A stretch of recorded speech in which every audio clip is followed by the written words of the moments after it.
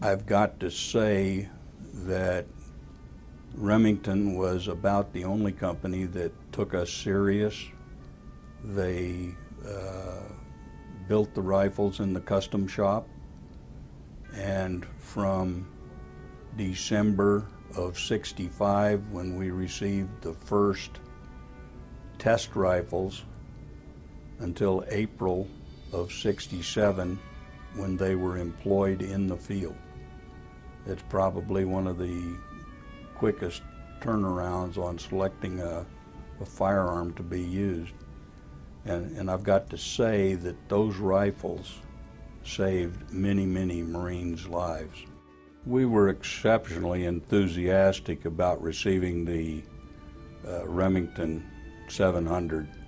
It was such an improvement over the other rifles that we had, and we were able to do a much better job of training.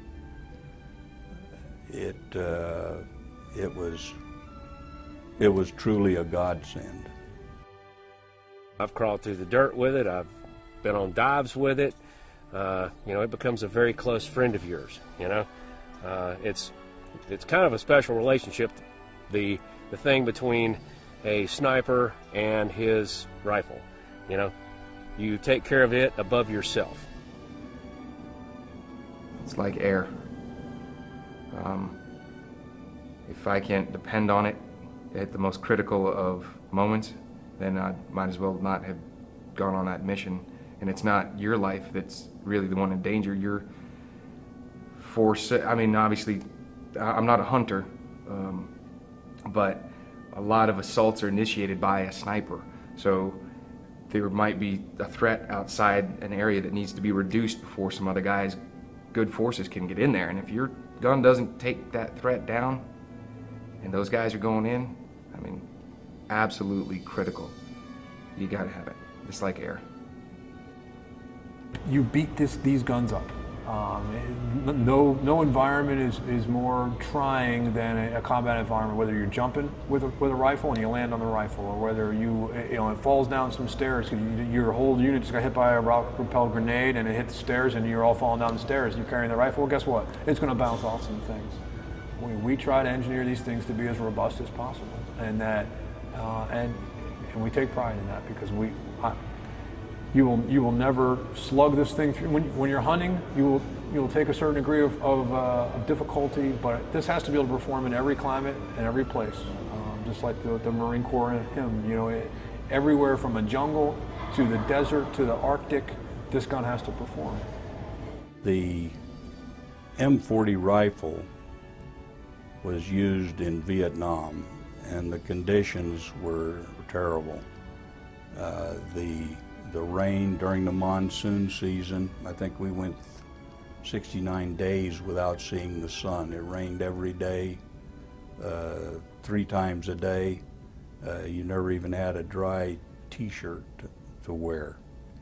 Then the rifles functioned flawlessly during that period of time. We had some difficulties with the scope and the humidity, but we had no difficulties at all with the Remington 700. As long as you keep, some tape on the bolt and all the good stuff while you're humping it in. I've seen those things caked in mud. Do a quick wipe off and it'll still shoot. You're stalking, you're dragging it through, hopefully it's inside your bag, but sometimes it happens and it gets just completely caked up and nasty, but it'll shoot. And maybe that's one of the benefits of having that bolt gun. The M40 or the Remington 700, I've seen that thing jumped in, humped in, dropped off the side of a cliff, and actually, and I was telling you about this one. I actually saw it in condition 1. I don't know what that means to the rest of the world, but what that means to us is that there's a live round in the chamber, bolt forward, locked, weapon on safe, but it got hit by a train in Iraq. We saw the M40 get hit by a train, and it got knocked off the embankment, and it was fine.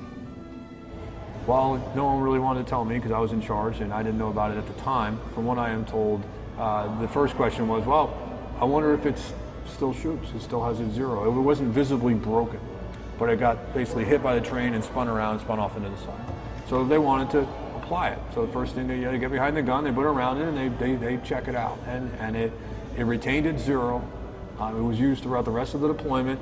Nobody wanted to tell me until after I had retired that had happened, because I probably would have been a bit upset. With one of the key elements, especially of a force reconnaissance unit, is that you always have your hand on your weapon and you always know where it is, and you never leave a weapon lying about, especially in a combat situation. But I understand now that that's what happened, but the gun survived, and the gun, built by the Precision Weapons shop at Quantico, but using our fire control and our action, no problems. It's probably still in an armory somewhere performing its job. When I was in the military, that's what we crawled around with because it worked. It is absolutely imperative, whether you're a hunter or you're a sniper on a battlefield somewhere, that the rifle you're using functions. I've gotten home after crawling around in the swamps and whatever, doing military stuff, and come to find out I've been chewing up grass and dirt and mud, just jamming it in there. It kept firing and kept going. Got home, took a water hose to it almost and cleaned it out. I've been on dives with the Remington 700, and I'm talking about, the thing about diving, most of the time you try and waterproof your gear. Nothing's waterproof, so very often when you get to where you're going, you find out your bag with your radios in it, your bag with your sniper rifle in it, it's completely flooded, it's been exposed to salt water for 18, 20 hours. Didn't have to worry about the Remington 700. Got it out, maybe kind of, rinsed it off with a canteen or something a little bit, and went to town with it, The Marine Corps tests their firearms, the firearms that they put in the hands of the troops, extensively. And I can't imagine that they would ever put a firearm in the hands of the troops that there was a possibility of a malfunction of that firearm.